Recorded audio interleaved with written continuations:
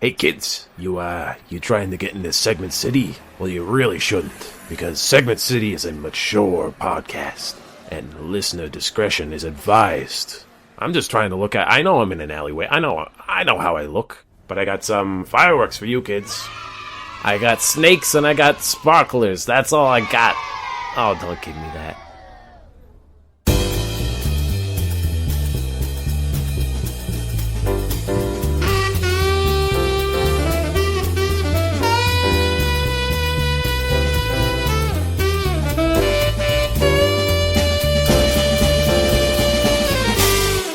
Will, I'm going to piss a lot of people off this week. Whoa. People are not going to like what I have to say. They never like what you have to say.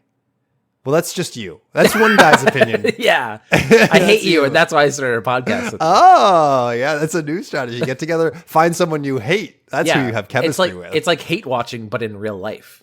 Live hate watching. I get mad at you. Oh. Will, here's my hot take this week. Donuts, overrated. Oh, wow. This is actually... I'm going to come to your house and fucking hot kill you. take. Hot take. Let's go. Wow. This is a genuinely hot take.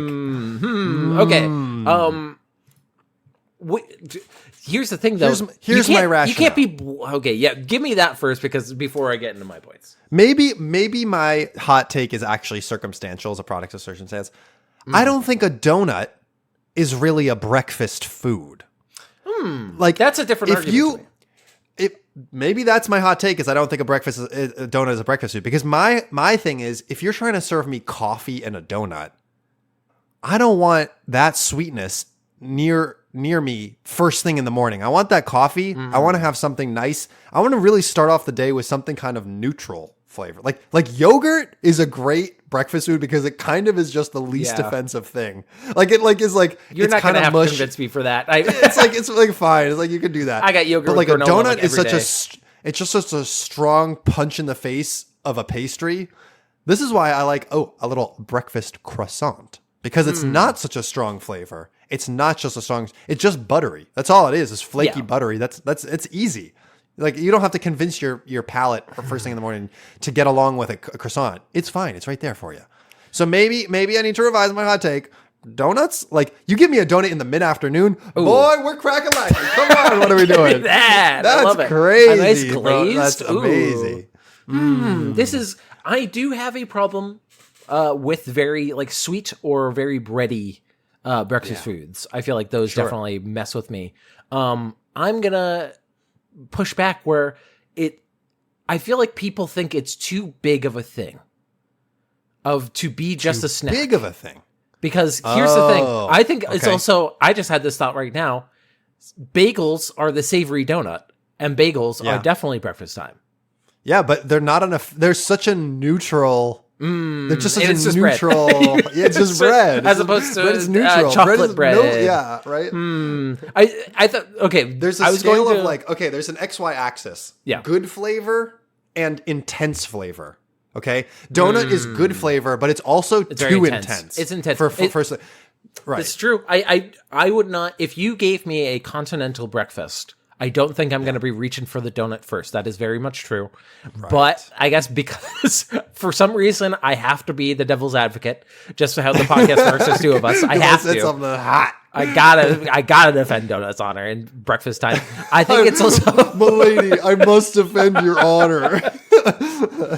Well, I shall be also defending the humble donut hole. Thank you very much, the Munchkin. But I think Munchkins are a better breakfast food. I've had those recently, and those are nicer to just have one or two. But also one or two. When you brought up, when your original thing was that they're bad, I was going to say, I think that's because of a regional thing in terms of Dunkin' Donuts has very bad donuts. They're not. I'm not arguing with you. We're in a complete agreement there. That's why they got rid of donuts from the name. It's just Dunkin' now. But it's tough because that would maybe fill in your perfect donut in terms of it's never heavy because they're fucking light as air. Like the glazed donuts are always they're not good enough to be worth. I never feel like a Dunkin' Donut is ever worth the calories. No, never. Do you know in adulthood have you ever started doing this in adulthood? You start analyzing to see if the thing you're about to eat is worth the calories. I've done that for so long as my conflicted chubby boy. And like in my estimation, Dunkin' Donuts donut is failing that Doesn't hold every time. No. It just is. It's not worth the calories. But there are certain like specialty donut shops that I think are, because if you have a good one from a fucking specialty place, ooh, baby, it's the right texture, it's the right amount of glaze. That's something that it's good. like, okay, this is a meal, as opposed to other stuff. But yes, it is. But it's also I'm still, even that specialty donut, I'm not sure I want it first thing in the morning. That still to me is like, I've eaten my lunch. Let me dip in and get a little. let me do a quarter slice of that now, and throughout the day you peck at it. But here's the thing, Theo, you've forgotten the biggest thing of all. We live in the United States of America, and this is the breakfast of Americans, which is just a fucking ton of sugar, a lot of carbs. Yeah. You know why they put the hole in the middle? Because I shot my gun through it, baby. And it made a perfect circular. It turned into a sphere. How did it even do that of its own volition? And before the revolution, we had the Boston cream pie, and then we shot our muskets straight through, and we said, hey, the donut is here. And then somebody came and he said, how about we don't call it a Boston cream pie? That sounds suggestive. And weirdly enough, it was Benjamin Franklin, the most suggestive man of them all. He was like, even this is too nasty for me. It used to just be a Boston pie, and then Benjamin Franklin got involved. Gross, Ben. Well, my name is Will Kane. I'm one of the hosts of this podcast, and you know what? I'm a nice marble cruller. Have you ever had a cruller? Cruller. Oh, love a cruller. Nice cruller. Yeah. And I'm Theo Sapakos, and I'm somewhat of a bear claw myself. and this is a podcast in which Theo and I dumpster dive our way through the internet. We got those good comedy morsels, package them into segments for you. This first one is going to be, it's not a Will Stupid Thought, because I got this from a meme. And I thought it was funny, and I wanted to discuss it. Meme corner. Yeah, so I think this is from a Twitter user or a Tumblr user. I don't really know but Devin's Hardware's wife, whatever, at that Frood. The thought is, restaurants should have a menu option called the Rat that lets you scurry around and eat leftovers people won't finish. What are you talking about? This is stupid as hell. The waiter could ask guests if they'd like a box or if they'd like to send it to the Rat. You're just talking about polishing up people's little leftovers on their plate. Yeah. Like, oh, you're not going to eat that? Let me pass them over here. You're also... Okay, I have so many thoughts. Yeah, this is why it's a good segment. The Rat is putting the table dad out of business because the table dad says, you're not going to finish that? All right, come on, bring it over here. And the table dad begrudgingly takes the plate and finishes whatever's on it because can't waste food. Gotta eat all the food. That's dad's role. I see you also had a dad. Because my dad 100% did that. Yes, 100%, of course. And I now am the de facto dad. And I will say to my friends, you gonna finish that? You gonna finish it over here? here. I know you're eating a burrito, but I think there's a few sloppy bites at the end there. It's the best part. I think I really nowadays I have to make the judgment call of, do they have enough that they're going to ask for a box? And if the answer is no, then slide it on down. Slide it on down. I can do that with my girlfriend. I can't do that with other people, though. This is a restaurant wide. Normalize that. Don't normalize the Rat. Yeah. Normalize slide it on down, dad. Because I will be like, hey, would you like? I will offer up the leftovers of like my. If we're having food at home, of course you're gonna have leftovers, and that's an easier process. This is restaurant based though, of saying, hey, I saw that you didn't finish that entire bone-in chicken breast. Can I get a few noms on that? Can I non it like I am the little rat? The Rat is like 50% of why I chose this because I just want to say the Rat. The Rat menu option called the Rat. Now, maybe on the flip side, they should have a menu option called Uncle Sam. And every time food is delivered to a table, you get to swing by and say, actually, I'll be having 20% of that. And you just get to get in there. You tax it. You tax You get to have a little bit of this, a little bit of that. Yeah, a little bit of this, a little bit of that. You get first choice. You get first pickings before they even get in there. Yeah. Could you imagine being that person who got picked, though? Where they're like, what do you mean you want some of my fries? Who the fuck are you? I chose the Uncle Sam today. This is your tax collector. He's going to be hoovering up a bunch of your food into his fucking mouth. Yeah, he paid for this to get your food. He's gonna. Hey, Yeah. he said he wants a bite of that. He's entitled to that, actually. That burger you got. He's gonna take a big old bite. The first. He's bite gonna of take that. a big old bite. You see those tendies that you ordered? He's actually gonna get the primo ones first out of there. He's gonna take a girlfriend who said that she was not hungry bite out of that, which is gonna be a huge bite. Oh my god, I'm triggered. You can't say that. I know for a fact if your fiance does that. You've never told me that she does that. My pet peeve, and I've explained this so many times. I don't like people asking me for can I have a bite before I've taken a bite. Yes. Let me take a bite. Then say, could I get a bite? But if you ask me before I've even gone into it, and I get Zen, wow, calm, serenity now. It happens so often, Will. I freak my bean every time, every single time. It's because there is like there'll sometimes be a hostage exchange with me and my girlfriend or my family. Like we'll say we got a bunch of Went stuff. for a bite. We got Chinese food recently that is I was like, ooh, haven't had Chinese food in a while. Had it for the next 3 meals because they give you a fuck ton. But it was nice to have a little smorgasbord because we're like, okay, let's get things that we both like. Then we can fill out a plate as opposed to having a massive thing of just orange chicken, you know? Yeah. So variety, I like variety. I don't know if I want variety that everyone gets via the rat. I don't know. I think the rat is maybe, well, it's implied to be the end of the food. So I'm done with my burger. And they said, dude, doesn't seem like there's enough there. How about this funny little guy is going to come up and he wants a bite of that? Like, He's going to get it. And don't mind what he's wearing and the fact that he's very stinky. Don't worry about that. He is going to complain about anything that you get. That is more than like plain ketchup on a burger. Like if he tastes lettuce, he tastes onions. Yuck. I didn't want that.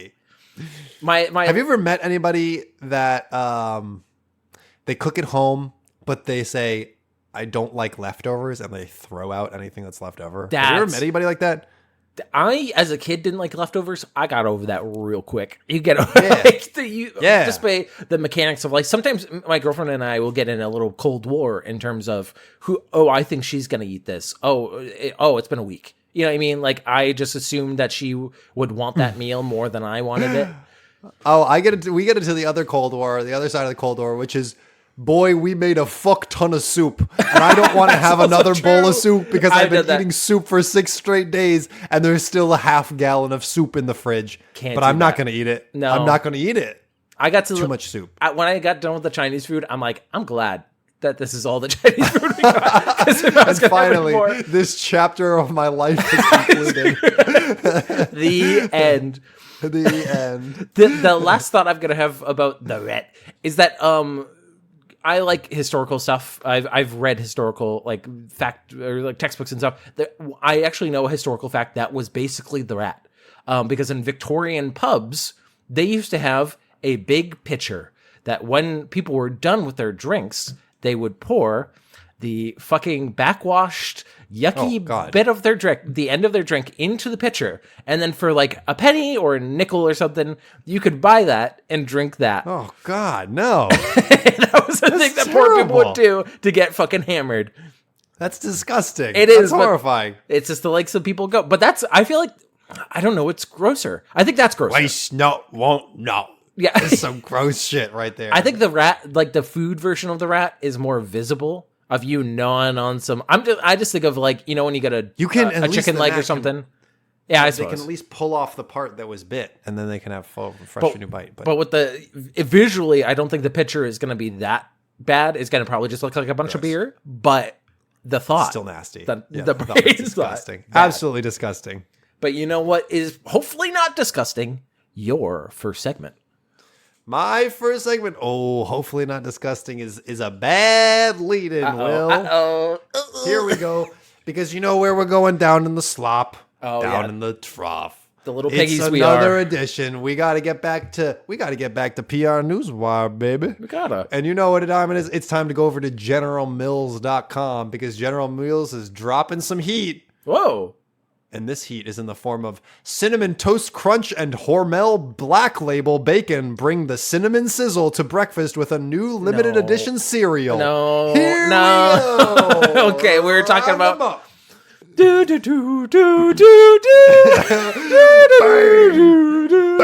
This is the most of A 21 gun salute. It's not just any bacon, it's Hormel bacon, which is known for its Hormel. chili. It makes me think that, really good. that bacon's gonna be extra meaty. It's gonna be it's gonna have that smoke layer. The breakfast duo is back with a new twist that merges cinnamon goodness with savory bacon flavors all in one bowl. No, I'm good. I think I'm good, actually. Guys, bacon? No. Why do they come up with these things that are gonna be dares that college kids make each other do? Like, that's the only way I could see this being eaten. Because the people that were in college in the 80s doing dumb shit are now in charge of the companies, Will. Fuck, That's you're right. why. You're right. It's a bunch of frat bros. God damn it. Bold taste meets breakfast tradition as Cinnamon Toast Crunch and Hormel Black Label Bacon reunite for another irresistible collaboration. Wild. Cinnamon Toast Crunch Hormel Black Label Bacon flavored cereal. Following last year's buzzworthy debut of the Hormel Black Label Cinnamon Toast Crunch flavored thick cut bacon, which I will say sounds miles better. Put cinnamon on bacon is better than put bacon on cinnamon toast. Yes, 100%. Brown sugar is a way better. noted thing that makes bacon great. Yeah. Yeah. Currently available at select retailers nationwide. This sizzling sequel is flipping the script at the breakfast table. Infused with the smoky flavor of Black Label bacon and blasted with Cinnadust. TM. Oh, Cinnadust. It's in my lungs. It's going to kill me in 20 years. Fuck. My eyes. I can't see. As you can see, our many innovations are working great in both the food and defense industries. Cinnadust. Oh my god. This limited edition cereal delivers savory satisfaction with every crunchy bite, making it perfect for breakfast or snacking. Quote, this collaboration is rewriting the rules of breakfast. What are they talking about? This is because they said, we flipped the script. What script are you flipping? Because that doesn't make any fucking sense. Unless the cereal starts eating me, I don't think it's going to be flipping this. It's still breakfast food and you're just kind of mixing together. What laws are you breaking? Breakfast laws? Did you forget that Sir Isaac Newton, after he came up with the laws of thermodynamics, he came up with the laws of breakfast? Oh, fuck! I forgot! Bacon can neither be created nor destroyed. God damn it! God, he did say that. I forgot because this is an actual thing. My physics teacher had a bacon day where he would just come in, everybody would bring in a bunch of bacon, and we would just grill bacon on a griddle the entire time. So there is some physics lab. This is stupid. There you go.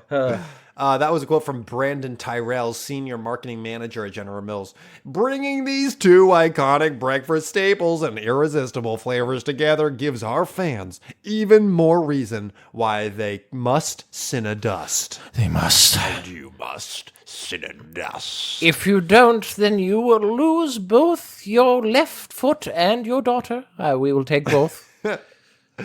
So we've heard the General Mills side, but of course we got to get in there with another quote from the Hormel side. Yeah. After seeing the fan response to last year's collaboration, is that the right voice? We knew we had to bring these two breakfast icons back together, said Ali Sill, senior brand manager at Hormel Foods. We're shaking up the way bacon fits into daily routines, and we can't wait for consumers to experience it. See, I would have gone with a more piggy heavy set. But that implies that some pig is growing and butchering their own kind. Oh, yes, to sell to of us. course. Listen, if humans were nutritionally complete and didn't give us like prions or some shit, people would be serving up other people. I know it. Each specially designed 6-ounce pouch is adorned with Cinnamon Toast Crunch Swirls and the inspired flavor of Hormel Black Label Bacon, uniting the signature branding of both household names into one unforgettable breakfast experience. Starting Tuesday, July 8th, a while ago, fans can snag a pouch of Cinnamon Toast Crunch Hormel Black Label Bacon flavored cereal for $5.84. A single pouch? Just a little pocket-sized pouch? One single pouch? A pouch. Well, you see, is a pouch not enough for you, you absolute pig? This pouch and its weight in gold is how much Cinnamon Toast Crunch you'll get. Available exclusively at Walmart.com while supplies last. I know for a fact that it's not going to be this, but I really wish that the Cinnamon Toast Squares were little thick slabs of bacon. Like it was still a square. That would have been creative. But that would have been creative. But it would then just be like beef jerky that you pour milk on. Their marketing material does show the bag of cereal, with the bacon flavor on it, and then there's just a little small sad cup of milk in the background. Like, have you forgotten about me, sire? Maybe I would be also. I'm also from an animal. Is that good? For having Does cereal? master forget my utility? No, I'm essential to this equation. What do you mean you don't want soggy plus meat flavor? That's what soup is. This is Wet just... bacon for master. You must love it. Dobby has been given nice Cinnamon Toast Crunch with bacon. Received one slice of bacon. Free to get diabetes. Do, do, do, do, do, do. Welcome to America. We're going to have this Dobby little... the American is really good. this little guy come over to America. We're going to deport everybody else, but Dobby's, you know what? He doesn't need money. And that's what all capitalists want, is to have a workforce that doesn't I would love to just see an American house elf. Absolute degenerate. Oh, they would just be like, degenerate. what do you want? Hey, what do you want? How you want me to do what? I'm sweeping the road here. I'm sweeping here. Oh, you gave me a sock? Big fucking whoop. Whoa. What does that mean to mean fucking nothing? Hey, get this long-haired prick out of here before I fucking kill his ass. I don't give a fuck if you're a Malfoy. Dobby's American cousin. Dobby, you would have been out. we actually formed a union, and you're still in fucking chains over there. You gotta get a little brunette girl to help. It's Local 36 for life, all right? Dobby, you're a complete schmuck. I can't believe you didn't join the Local 36 chapter. You're weak. That's what you are, Dobby. You're just a fucking... We gotta get you a better name like Chomper. Call him Chomper from now on. This is Brooklyn street name. Dobby, you're still working? Listen, you got to be taking at least a 2.5 hour lunch break, all right? Yeah. That's on the union, all right? Listen, how am I gonna magic this fucking drill into the ground? He's not even standing. Like, he's not using the drill. He's just drill's not going to drill itself. It's it does. Itself. Oh, wow. Oh, okay. Oh, we hit a main of magic. Oh, shit. we forgot to tell the magic service to turn off the pipes. Anyway. Anyway, that's yeah, don't eat that.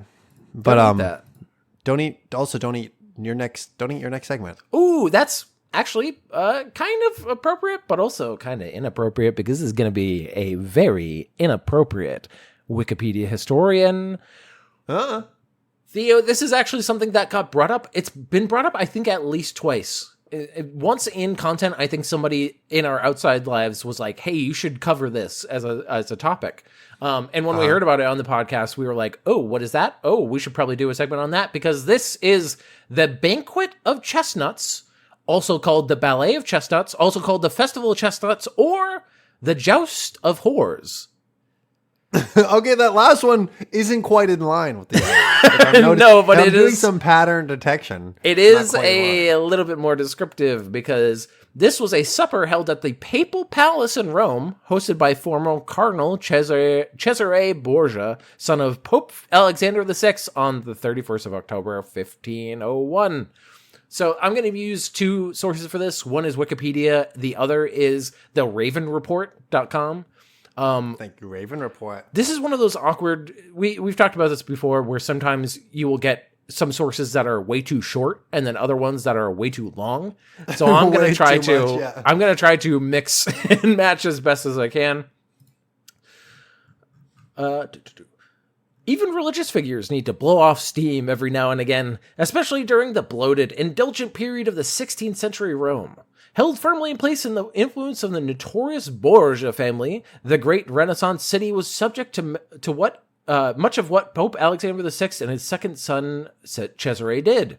Prone to self-indulgent excess, the Borgias epitomized the corruption and blatant debauchery of the period by throwing lavish social events for the privileged Chet with a rather discerning guest list.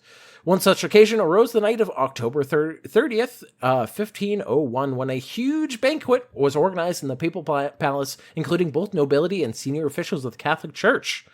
But it was also included prostitutes, nude entertainment, and all-night sex games. Oh, listen, listen, I gotta know what I'm not sinning, so I don't do it. Maybe that's how you pitched it. Okay, we need to know debauchery in order to see debauchery. You know, like you can't con a con man. You're not doing. Yeah, can't out pervert a pervert. You know, that's right. And do you know any... Listen, the new rules are you just can't be more of a degenerate than me. All right? So let's establish what that baseline is. Fucking Pope, dude. That's crazy. Do you know anything about the Borgias? I feel like they're kind of... We've danced around them a little bit. Sounds... Like they're like a very wealthy family that used to like sponsor a bunch of shit. Yeah, they were a wealthy Italian family. I know there was, I think, a TV show made about them. That's like an HBO show. I think they might have also been the villains in Assassin's Creed Brotherhood, which is really weird. Sounds vaguely right. Sometimes they do that kind of shit. But they are, known for being. I don't know if they're specifically the references that George R. R. Martin had for Jaime and Cersei Lannister, but they feel that's the shorthand that I use in my brain. All right. They're that level of evil. Yes. The infamous party later became known as the Banquet of Chestnuts and has gone down in history as one of the raciest nights in medieval history. And that's saying something. Although widely disputed, the feast was legitimized by a first-hand written account and shed considerable light on the morality of the papal office, particularly the negativity surrounding the Borgia rule. Salacious though it was, this notorious feast did more than just entertain. It illuminated the duplicitous and flawed nature of religious authority and reminded the masses that even highly moral men touched by God need to get down sometimes. So there are two... There's the... Like, literally the quote, that's the official account, or there's this author's more, like, they get into it a little bit more. Which would you prefer? Give me the second one, the account. The more into it? Yeah, okay. The infamous banquet was thrown in honor of the season and hosted by Pope Alexander VI and his son Cesare Borgia, who made sure the food was delectable and the wine plentiful. Held in the official residence of the Pope himself, the apostolic palace with over 1,000 rooms, the invitation was extended only to his inner circle. The banquet tables overflowed with roasted meats, dried fruit, and all sorts of sweet delicacies, as servants bustled around the room, filling wine glasses in quick succession. 50 of Rome's finest prostitutes had been included in the guest list, and the air was buzzing with sexual tension as the candles burned low and the last dishes were cleared. Now, if you have 1,000 rooms, do you have to specify in the invitation what room it is? Like, do you have to give directions to the... Okay, take a left at the... And meet me in the antechamber to the third sex dungeon. Oh no, I've lost you in the second sex dungeon. That's such a disaster. Where... I thought Roy was going to be here like hours ago. What do you mean he got trapped? He's just kind of going around. Oh. That's no good. Oh, he got trapped in the mirrors room. Why did we have that? Oh, he got stuck in the mirror zone. That's what... Oh. You know what? Us Catholics have really taken a lot of treasures from all around the world. Don't know what to do. A lot of magical items we kind of stumbled into. Now, the servants removed the candelabras from the table and placed them on the floor, introducing the next chapter in the evening's activities. Among the many guests, the hired courtesans began to dance seductively, and in dress-well chestnuts were strewn around the floor, which is why it gets its name. Chestnuts roasting on a rugged Chestnuts roasting on the naked prostitute's lap. The burning flames illuminated the wide eyes and delighted grins of the watching guests as the women began crawling around on all fours, picking up the chestnuts with their nether regions, sometimes two at a time. Huh. So this don't think that's one that'll get me going. No. But, yeah, weird. This Pretty is weird. that we're really taking full use of our little intro disclaimer that this is only for adults because this is like nasty, and I've only heard of this in terms of people using ping pong balls and shooting them across the room at strip clubs. Women with their nether regions, Their nether, which I heard of, and I was like, I mean, it's impressive, but I wouldn't get hard. Don't get me wrong. It's not like it would do anything for me, but I guess it's for somebody. At an hour when the Pope should have been at prayer, he was likely pouring himself a fresh glass of Maraplucio di Abruzio and enjoying the show with his two favorite children, Cesare and Lucrezia Borgia. Not only is the Pope doing this, he's doing this next to his fucking children, and they're just like, oh yeah. Oh, fuck yeah, dude. This actually, ooh. She got 2. She got 3. Wow. It wasn't long before the dinner guests got involved, throwing down berets, brooches, and even gloves for the dancers to pick up. Those with more ambition decided to burn off dinner by getting down and dirty with their choice of courtesan, quickly turning the shindig into a scene that would make Caligula proud. Prizes were soon announced for anyone, including cardinals and priests, and this is gross, with the most ejaculations. And tunics of silk and other fineries were handed out to the winners by the Pope himself. What? So, Sir. We counted Sir. four ejaculations. Sir. Therefore, we're going to give you this nice Bugatti. Like, I like that they're like, we're going to give you these nice sheets so you can ruin them at home. Oh, because you're clearly a freak. I'm the best cardinal around. Absolutely wild. Of course, Vatican historians have worked hard through the years to disprove this lurid account of papal orgy, claiming these details were fabricated by enemies of the church. But titillating as it may be, yeah, I mean... They're fabricated. I've never seen a penis. Never once. What is a whore? Some kind of whore? I can't believe it. The titillating as it may be, the Banquet of Chestnuts is not a story easily dismissed by history. Pope Alexander VI was widely regarded as one of the most controversial religious figures of the Renaissance period, while his surname Borgia has been synonymous with scandal, nepotism, and incest. That's also why I'm like, the incest angle is very Lannister. I love that they're just like, he's just a freaky guy. A freaky freak. So basically they go into like the historical details of this, where they go into this was a time that people would maybe do a party because like October is like death and like harvest stuff. I sort of don't doubt that there was indeed an event at which some stuff went down, but I wonder if the author that recorded all of it maybe threw in a little bit of flourish here and there to make the piece a little bit more lurid. Yes, 100%. I'm just kind of like, once again, this is a long article, so I'm just kind of seeing where I wanted to skip to. One of the points that I think they bring up to kind of disprove this is that the fact that it was not, they didn't say it was anywhere. It's not like a part of the story that was like, oh yeah, and then they're just like generally, they were like very specific. This was in the papal palace. Which was one of the reasons why they're like, I don't know about that, because there's a lot of people going in and out. Although that's like one of those like 50-50 things of like, you could hide that. You could hide that pretty quickly. You could hide it, or you could be like, yep, there is an event at the palace.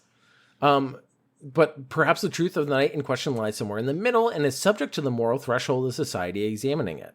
So they then go into how it gets into like morality, and this is why this is a long ass article. I'm like still scrolling through this shit.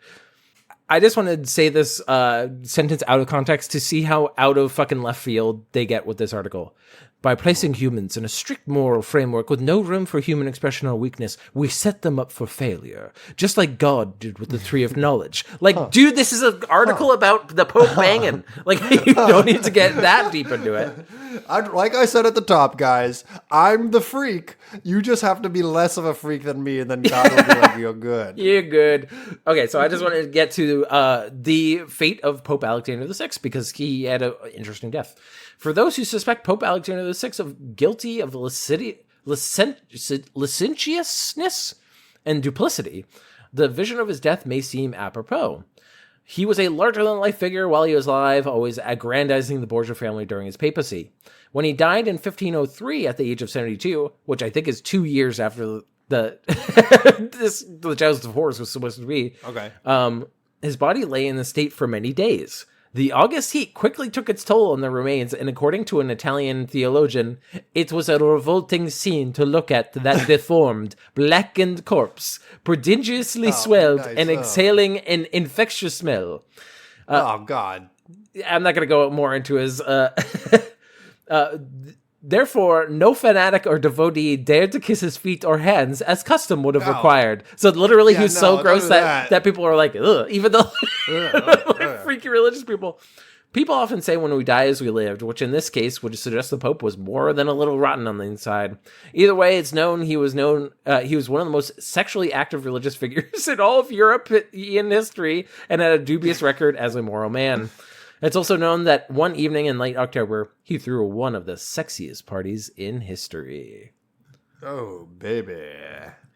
The one last quote that I want to take from Wikipedia is they tried to say that he could not have done this because they're just like, but he's supposed to be a good guy. He's supposed to be some sort of good guy. Where's the... I can't find the quote right now, but they basically were like, no way, because the Pope do this. Like, it's such a naive, like, but I can't believe this. But he's the Pope. It's like people now being like, well, the presidency, the office of the presidency, it's like Donald Trump is ruining it. What are you talking about? Yep. The Pope couldn't have done it? The president couldn't have done this. But yeah, this is a very big, weirdly a big event in history. Like, it's one of those things that, like, it's fun to goof about, but it's, weird that it has as much impact as it does. I wonder what the sentiment around the time of this happening was. Like, if everybody in the region knew about it and was, talking about it for, a month. Because I feel like that, back in the day, it's that would have been the news of the year. That would have been, everybody talking about it for 12 consecutive months. It's one of those, like you said, I think there's maybe an element of truth to it. I don't know if they probably embellished it for sure. Yeah. I don't know if the whole chestnut thing, that sounds like it might have been too much.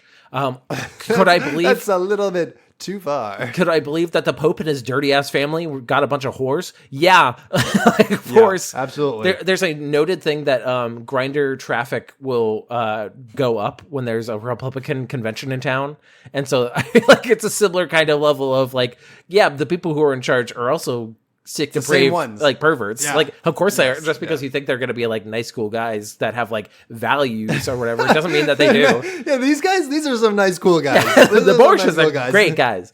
But that is the end of the banquet of chestnuts. But hopefully your next segment is going to be a little bit less steamy. What's a little less steamy? Because we're going over to, this is a little in the news. And it comes to us from, this was only a month ago, calendar date. Oh. And it comes to us from the Wall Street Journal. What's that? A reputable news website that just wants to tell us about stonks? This just in, Apple down and the market's crashing. Whoa. But also, the market's crashing, but also a giant tub of mayonnaise married my friends. Is that the article?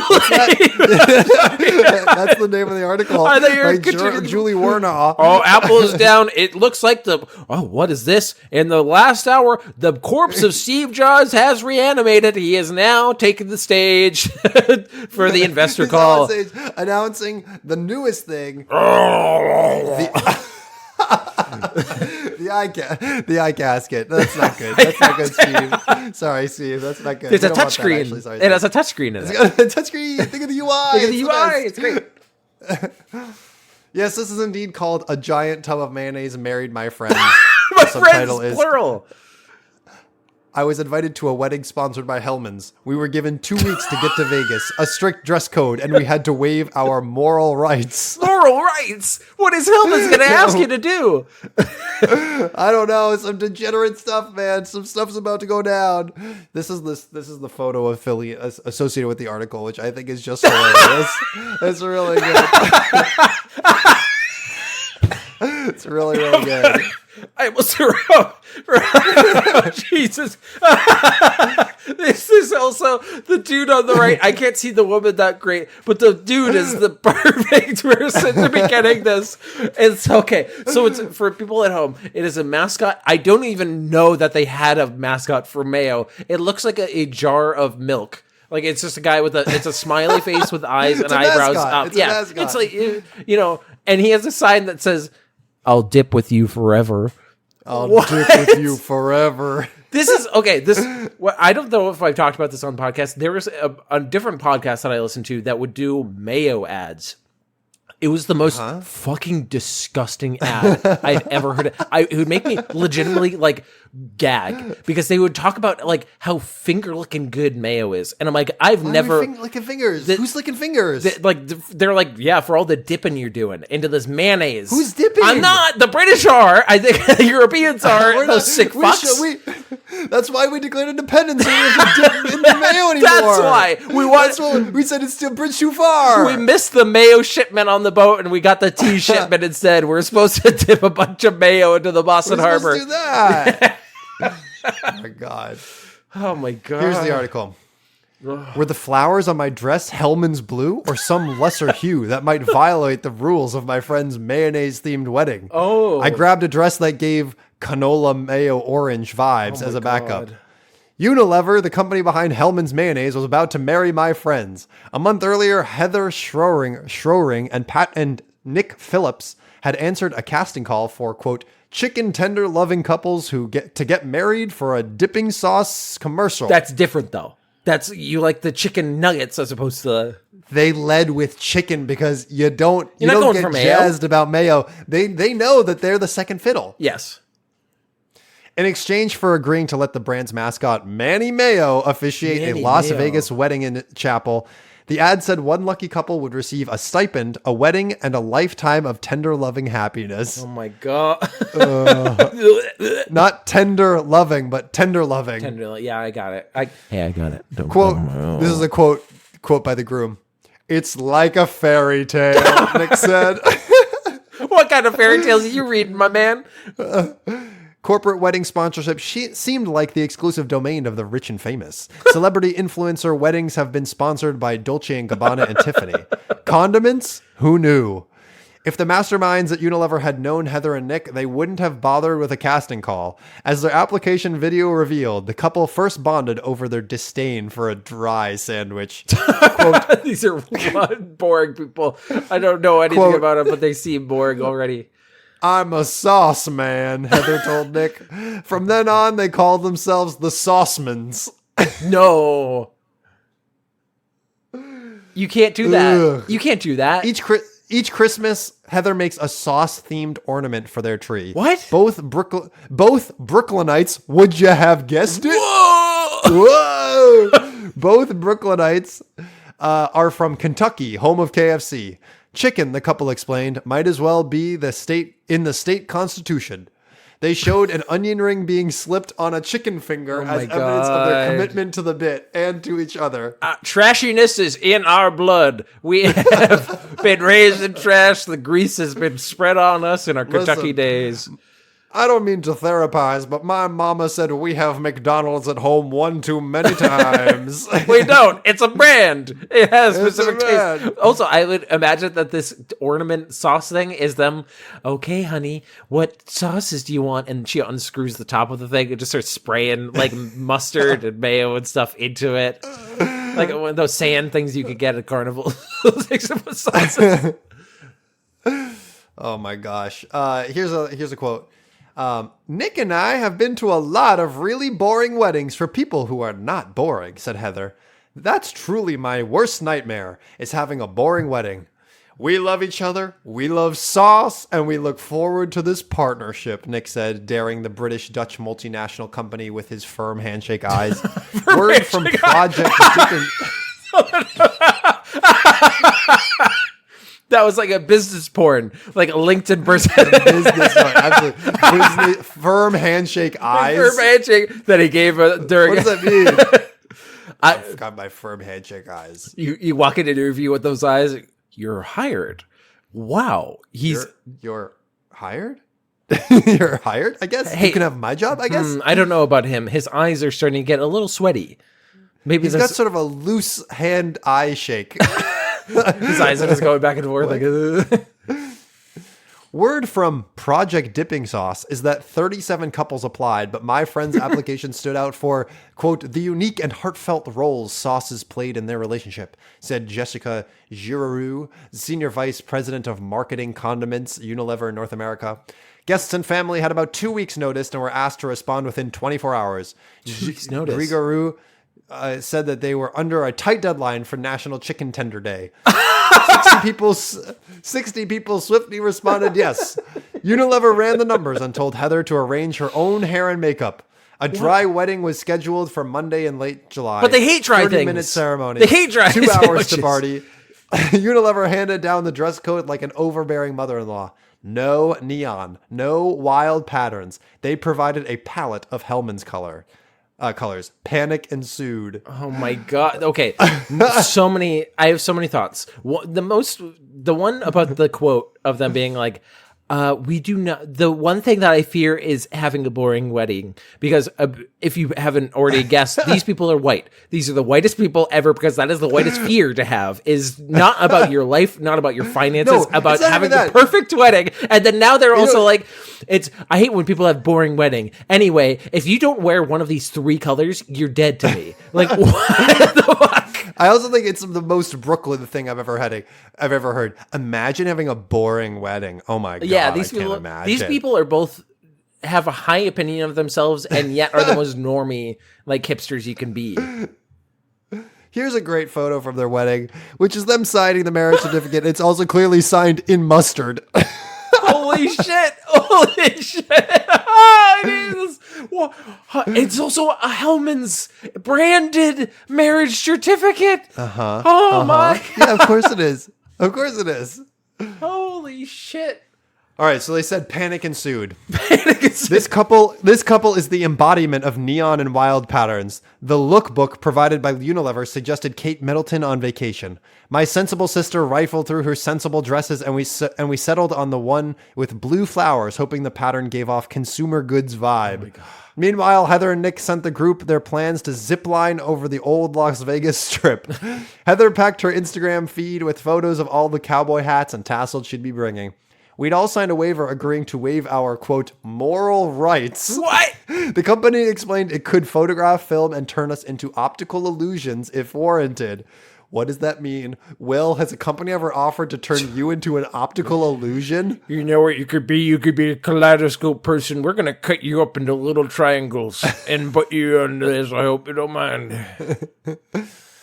My friends had lived together for years and were committed to each other, but paying for and planning a wedding had become unaffordable and complicated. The average cost of a wedding in 2025 is about $36,000, according to Zola, an online wedding planner and registry, and 29% of couples cover the full cost. It is ridiculous. Admittedly, Hellman's is paying money for a wedding, and so can dictate. It cost this couple nothing. Yes. So, I mean, I guess it cost them some stuff, but like they covered a lot of Nevada. It sounds like yeah.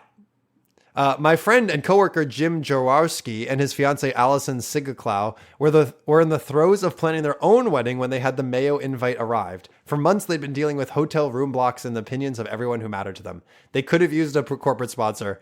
It really solves a bit of the most annoying issues that come with a wedding and adds so much mayonnaise to it, Allison said. That's a top requirement for me when I'm talking to my wedding planner. How much mayo can we fit in this mother? How much mayo are we talking? How much mayo you got? I'm gonna have to swim in it. Is that part of the deal? You can make me do some stunts. Do I get to? When do I get to take a bath in it? Is that before or after the wedding? Maybe both. I hear it's good for your skin. What do you think about that? It's got that whipped egg I need on my skin. Have you done research? When I arrived in my blue flowered dress, I immediately regretted abiding by the dress code. The groom's best friend was dressed like a rival of Colonel Sanders. Curse you! Curse you, General Saunders! Nobody wants my turkey. I keep making turkey. Nobody wants it. Fried turkey will rule one day. One party guest emptied a bottle of mayo and turned it into a purse. Unilever said it was delighted everyone brought their own personalities and that it didn't care about the dress code. The officiant was a giant bottle of mayonnaise. Yes, he legally married them. I'm glad you asked because that's the verdict. They officially. Cool. Do you think the person in the mascot costume had to take it off and be like, also, I'm real? I'm also a person. Also, I'm out of work, but I am a priest. So I'm out of work. If you have any acting or maybe PA jobs that I could do, I will do it. I'm looking to get into acting. Quote, like chicken tender dip and taco and chicken tenders, marriage is a beautiful union of two special flavors that just work together, Manny said. Manny, the mascot, of course. Oh, yeah. Don't forget. No, you said, this is the beautiful union of two souls. Like chicken tender dip and chicken tenders. The audience erupted into a genuine awe at the delighted couple who stood beside towering tears of chicken tenders. Manny made them agree to always share the last bite. I teared up. Was I laughing or crying? It didn't matter.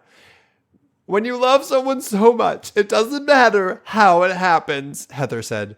Everyone agreed that it might have been the most genuine and sincere wedding they've ever attended. Was Love Me Tender on the playlist? Of course, but there was something beautiful about 60 people coming together last minute to laugh this hard at the love two people share. Later, wandering around the old Las Vegas Strip, Heather texted all of us to meet by Chippendale so that they could find a quiet place to read their real vows. Getting to get married in such an irreverent way feels like we are sticking it to big wedding, Heather said later. We can't say it was anti-capitalist, but it was one of a kind. It was very capitalist. It's literally the definition. You want corporately sponsored wedding. You cannot be like, and actually, we were taking it to them. We were really putting the wool over their eyes. Really? We really did it. They made you fly out to Nevada. And we're going to remember this image for the rest of our lives. Oh, it's so beautiful. When we're laying on deathbeds, we're going to remember this one. It's so beautiful. You're saying that these people are hipsters? Husband and wife. Brooklyn hipsters? Feeding each other chicken tenders while a giant bottle of mayonnaise looks on. They're both like, I don't want this to touch my mouth. Don't, because they're both holding tenders to each other's mouths with mayo on the end of it. I can imagine them freeze-framed. Please, somebody get the ketchup. Please get the ketchup. I don't want to bite it. It's cold. It's very cold. It's so cold. I don't know if I want it to be warm either, but it's too cold. It's been hanging out on the table for hours. Oh God. Well, that's honestly kind of that's par for the course for what the Wall Street Journal runs on its website. Is it? So if you, dear listener, are looking for more corporate sponsored weddings, go to thewallstreetjournal.com. They could really use your business. And now let's do a second to last segment where we're going to elevate it a little bit. Oh, we're gonna elevate this because this is how to. Picky up. How to become valedictorian.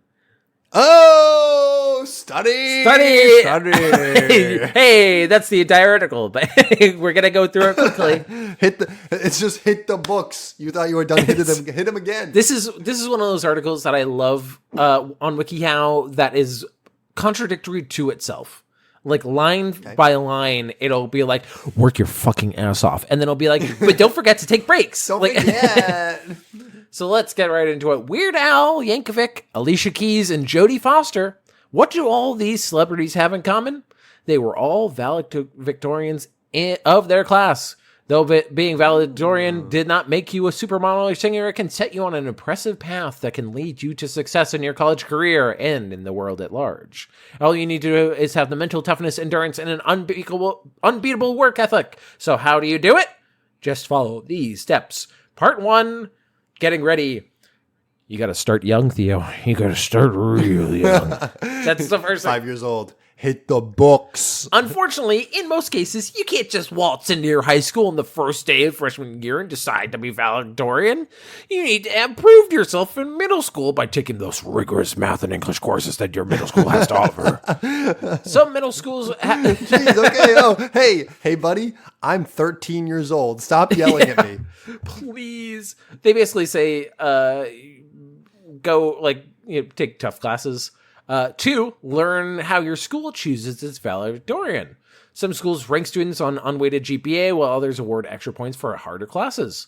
Most schools do offer extra points for taking harder classes, so you should aim to take those. And even if your school doesn't offer extra points for harder classes, you should still aim for success. After all, if you want to be valedictorian, then you should probably want to go to a top-notch school, which means you have to take the most challenging classes anyway. Number 3, choose your classes wisely, which is basically just like take AP classes. Like I choose to take 8 sections of beginner violin. Yeah. I'm going straight for valedictorian. Hey. All A's, straight A's. Number 4, remember that being valedictorian will not guarantee you a spot to any elite college. If you're the valedictorian of a school of 3, that's not gonna help. But Princeton, you promised. Please, I thought if I was valedictorian, you still failed all your classes. Everyone else was just way worse than you. Everyone was terrible. You were only marginally better. This is a wild quote that they have. Even William R. Fitzsimmons, the dean of admissions at Harvard, recently said, quote, "I think it's a bit of an anachronism. This has been a long tradition, but in the world of college admissions, it makes no real difference." What are you talking about? Of course it does. You're Harvard. That's probably why you're being like, yeah, everybody's valedictorian. Do you think we care? I don't think so. This is like the rich kid being like, yeah, everybody gets a BMW for their 16th birthday, right, guys? Right? No? Oh. No, not everybody? Oh, okay. You didn't have your parents paying for tutors since you were 5 years old? That's wild. Part 2, working hard. Study smart. If you want to be valedictorian, stay up fucking late studying, getting good grades. Stay up, never sleep. Sleeping is wasted time. Make efficient study schedules. Maybe you will spend 2 to 3 hours of studying a night. Or maybe you'll study for 3 to 4 hours every other night. Whatever you do, don't procrastinate. Base yourself. Make flashcards. This is like the most like basic. This is a funny article to me because it's just kind of in general. How to study. It's how to study. It's how to study, and it's just being like, yeah, just be perfect at everything. Like just all the things are just like nail it. Do study for tests, and it's like, yeah, dog, that's what I was doing. Like, what are you talking about? You know how you want to do a backflip? Just do it. Just fucking do. Yeah. There's no steps. Just do it. Step part 2: stand out in class. You don't have to be the teacher's pet to be stellar in classroom. You should, however. You should, however, arrive to class on time, participate, blah, blah, blah, blah, blah, be focused, take notes, etc. Be organized. I feel like that's very self-explanatory. Read ahead. So, teacher, I know you just assigned us the Odyssey, but I've already read all of it. And I'm ready to discuss it even though the class hasn't. So let's talk about the ending, guys. Pretty interesting. Oh, you haven't read it yet? Spoilers. He gets home. Now you don't got to read it. Spoilers. Now you got to read it. The teacher's like, no, breaking rules and stuff. The ending's the best part. But that's like, read ahead. 5, get extra help. If you're thinking, if I'm going to be valedictorian, why should I need extra help? That's where you're wrong, idiot. That you're never going to be valedictorian for thinking like that. Bimbo. Part 3, stay centered. 1, participate in extracurricular activities. That's not part of being valedictorian. Always leave time for club sports, volunteering on other activities. That'll help with your admissions. And they do say that studies show that student athletes tend to do better in schools than non-athletes. Oh, shoot. I joined the wrestling team so I could get real smart, though. They kept slamming my head into the ground real smart now. One of these days, it's going to be the right... I'm going to shape my head into the right shape, and it's going to be genius unlocked. This is where it also goes off the rails, because 2, maintain your social life. Okay, this is... You want me to... This is where it's like... Maybe if you want to be friends with a book. This is like somebody coming, an adult being like, So what you need to do is you just need to study hard, have your friends, do extracurriculars, Bootstraps. and then and you'll be good. You know, like And you'll be fine. You'll be fine. I don't see why it's so hard. it's like that is the hard part, is balancing all those things and and it doesn't go into that at all. 3, be aware of your competition, but don't obsess about rivals. What? Slash their tires, but also be best friends with everybody. If you get friends with them, then they won't expect it when you backstab them, when you steal all their answers. Put stool softeners in their breakfast the morning of the SATs, but also encourage them. I love that we just did a bunch of papers because they're just like, don't go around asking your rivals what they got in their tests. Like, you're just like, I got an A+, you got an A. Fuck you. Fuck you, buddy. This is why your parents are divorced. Ha Oh no. What? Huh? Whoa, too soon. 4, treat your body with care. And the picture is just a kid about to absolutely house some broccoli. Brain food. Gotta get that brain food. 5, get plenty of rest. Get 7 to 8 hours of sleep. Which this is the Venn diagram that I saw somebody have of like, do extracurriculars, have friends, do schoolwork, or sleep. Like, and you can't have all of them. You gotta have only a mix of them. All. You gotta pick. And then number 6, the last one. Don't put too much pressure on yourself. Just be valedictorian by doing all these things and being perfect. And remember, there can only be one. There could literally only be one. And they also have like the Q&As, but they're very boring because it's just like, how can I manage all my homework? And they just say, start using a calendar. Like, You thought about that. You ever thought about a calendar? It's advice from people who have not been in school for at least 5 years. Like, you know. But anyway, that is the end of the podcast. And you're going to have to wait another week for the next one. Thank you. We can share the valedictorian title this week, Will. You and me. 2 of us. Yeah. Oh, I was going to say, hey, everybody who listened, you're not the valedictorian. There's only one. And Because it's me. Because I put stool softeners because you're in the toilet right now because I slipped them in your coffee. Idiot, you should have watched your freaking back. Man, this shit is actually pretty easy to get out. It's not even laxatives. You're going to be stool softeners. They're like, oh, okay, nice. Cool. Oh, this is actually a lot better. Thanks. That actually helped me out. No! He was constipated before. No! It was supposed to be me. I've been constipated. Come on! Give me those stool softeners. Okay. Thank you, everybody, for listening to the stupid episode of our stupid podcast.